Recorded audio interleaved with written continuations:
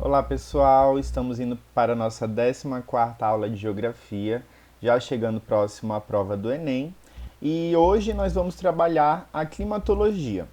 Para iniciar a aula de hoje, eu preciso que vocês entendam dois conceitos diferentes, o que é o clima e o que é o tempo.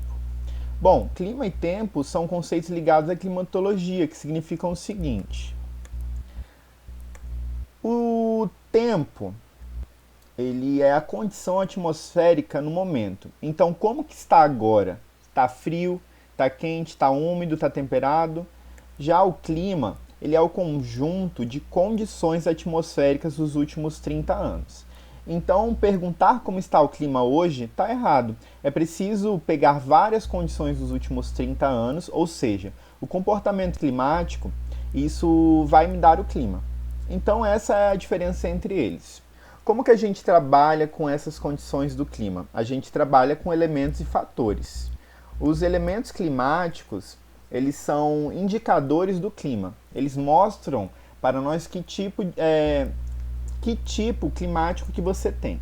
Os elementos climáticos eles não vão interferir diretamente, mas eles vão servir para mostrar o tipo de clima que eu tenho.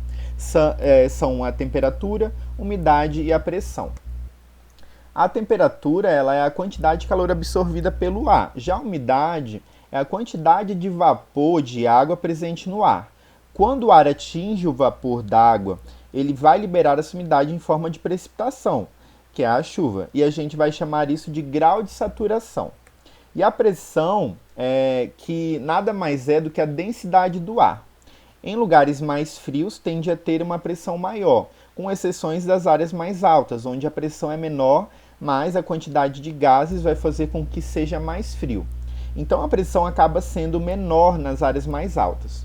E os fatores climáticos? Bom, os fatores, sim, eles irão influenciar diretamente no nosso tipo climático. Eles vão transformar e determinar o tipo de clima que eu vou ter, começando pelo fator de latitude. Latitude é quanto mais distante da linha do Equador, que é o centro, né, mais frias vão ser as temperaturas. Quanto mais próximo dos polos, mais frio. E quanto mais próximo da linha do Equador, mais quente. Vocês têm que sempre lembrar disso. Já a altitude, quando que você quer ver neve, o que você faz? Você sobe a serra, você vai para lugares mais altos, porque conforme você vai subindo, há um grau de espaçamento maior entre as moléculas de ar. A capacidade de absorção de calor do ar, ela vai ficando menor. Portanto, as temperaturas elas são mais baixas. Qual que é a relação, mais ou menos? A relação é mais ou menos 1 grau a cada 150 metros de altitude. Quer dizer que então que isso é uma fórmula absoluta? Não, porque os fatores climáticos eles atuam de forma dinâmica. Então, um lugar elevado, ele normalmente vai ser mais frio do que um lugar mais baixo, de mais baixa altitude. Agora, essa relação de 1 para 150 nem sempre vai ser determinante, porque eu posso ter uma massa de ar corrente marítima ou outros fatores influenciando para que essa temperatura ela não seja tão absoluta e a diferença, né? Agora, a corrente marítima. A corrente marítima nada mais é que um bloco de água que se desloca pelo globo trocando calor do ambiente. Como exemplo, aquele filme do Nemo, quando a tartaruga, não sei se vocês lembram, ela pega aquela corrente de ar. É justamente isso. E fazer com que haja um certo grau de regulação, ela é uma regulação termina. Elas podem ser frias ou quentes. As correntes frias, elas vão dar frio para o ambiente, absorver calor e jogar frio para o ambiente, diminuindo as temperaturas, que é justamente aquilo que acontece naquela corrente de água que tem no filme, né?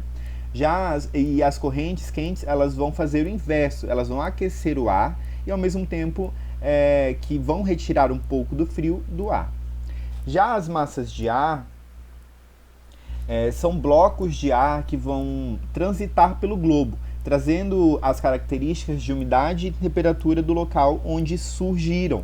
Então, por exemplo, uma massa que nasce sobre o oceano, ela normalmente vai ser uma massa úmida. Então, ela vai trazer uma umidade. Se ela surge sobre uma área tropical, ela vai ser quente.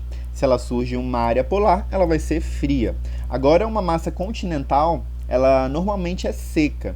Quando ela não é seca, quando que ela não é seca? Quando ela tiver surgido em um local equatorial. Caso da massa equatorial continental, como que atua no Brasil, ela surge em cima da floresta amazônica, né? Então eu tenho uma umidade por conta do calor, a vegetação que também vai agregar na umidade do ar, ao ar por evapotranspiração. Então essa massa, embora ela seja continental, ela vai ser uma massa de caráter úmido. Já a maritimidade, que é uma pressão de fluxo d'água regulando a temperatura e a amplitude térmica diária.